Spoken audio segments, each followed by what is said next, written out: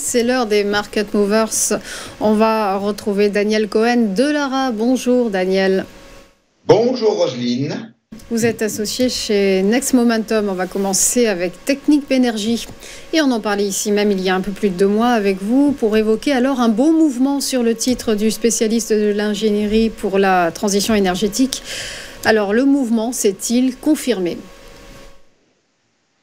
Alors, on a un graphique ici qui part du mois de mai. Alors, Technip a évolué depuis cette période jusqu'au début du mois de novembre, jusqu'à la fin du mois d'octobre, sans tendance, dans un espèce de range entre 1975, 2038 et une zone haute 23,88, 24,20. Et puis, on a testé tout début novembre le bas du gap, le bas de la zone, de range. On a ouvert un gap haussier entre 20,70 et 20,98. Et puis, on est venu créer un nouveau sommet historique dans la zone des 27 euros. Bon, là, on était allé peut-être trop vite, parce qu'on est passé de 19 à 27 en 5 ou 6 séances. C'était peut-être allé un petit peu vite. On s'est replié et on a clôturé hier soir dans une zone très importante, une zone de support majeur entre 22,58 et 22,76 euros. On voit que c'est une zone qui, fin avril, a fait résistance.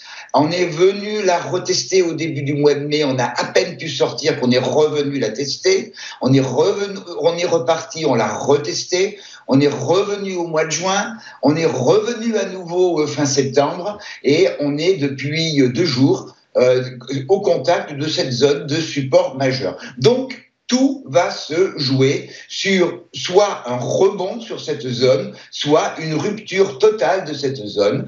Alors, en cas de première possibilité, rupture de la zone de support, c'est un peu dans le schéma de la consolidation dans lequel on est engagé. À ce moment-là, direction 21,48, qui est une zone de polarité, puisqu'elle a été support au mois d'avril, support au mois de juin, puis résistance fin juin, résistance au mois de septembre, et en dessous, donc, le gap qui avait un petit peu tout lancé au début du mois de novembre, entre 20,70 et 20,98.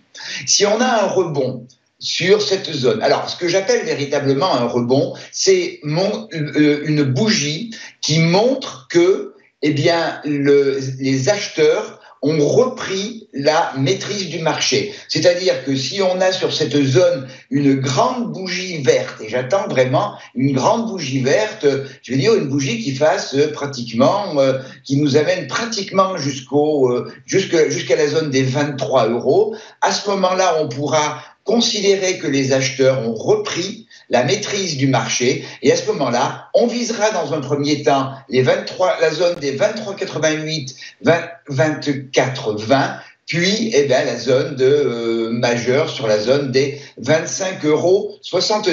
Et là, j'avoue que ça va être les 48 heures qui viennent qui vont être déterminants, à savoir on rebondit ou on casse.